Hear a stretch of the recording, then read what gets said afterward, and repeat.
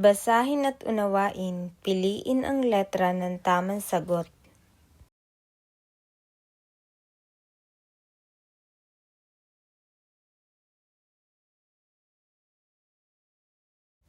Piliin ang tamang salita. Si nanay ay blank ng masarap na ulam.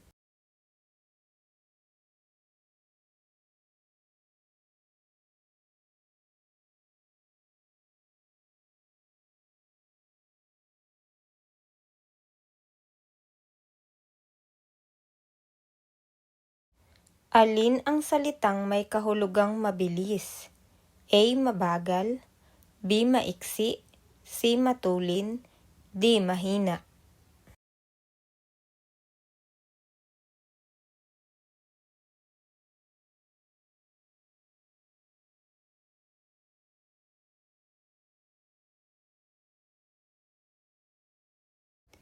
Piliin ang wastong salita upang mabuo ang pangungusap. Ang guro ay blank sa mga mag-aaral. A. Mabait, B. Basa, C. Gutom, D. Makapal.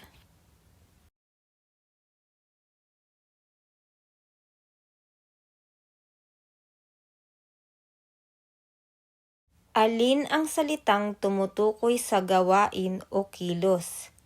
A. Upuan, B. Takbo, C. Mesa, D. Lapis.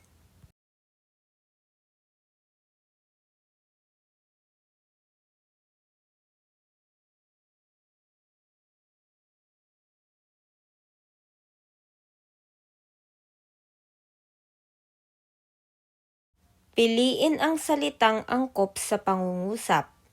Blank si Lito dahil maaga siyang gumising.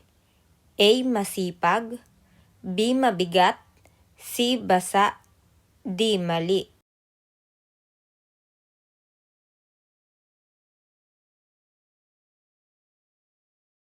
Alin ang wastong gamit ng salita?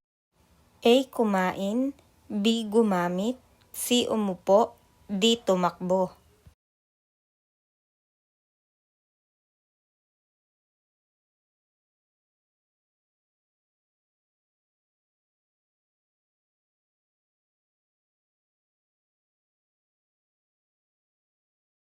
Piliin ang salitang may kahulugang masaya.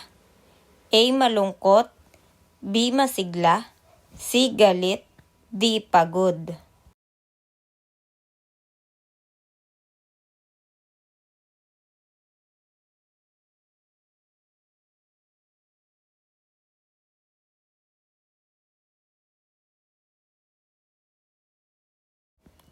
Alin ang salitang angkop sa pangungusap?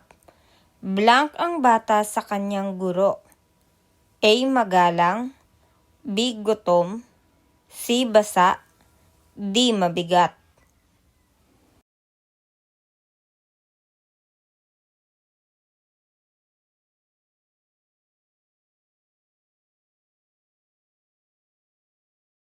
Piliin ang angkop na salita sa pangungusap.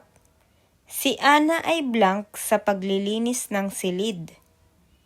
A. Masipag, B. Mabagal, C. Maingay, D. Mahina.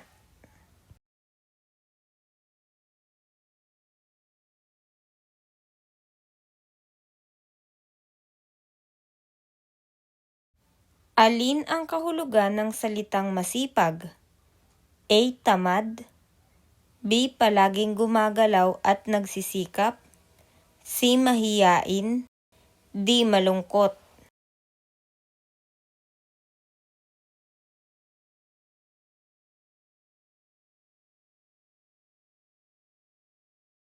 Isulat ang tama o mali.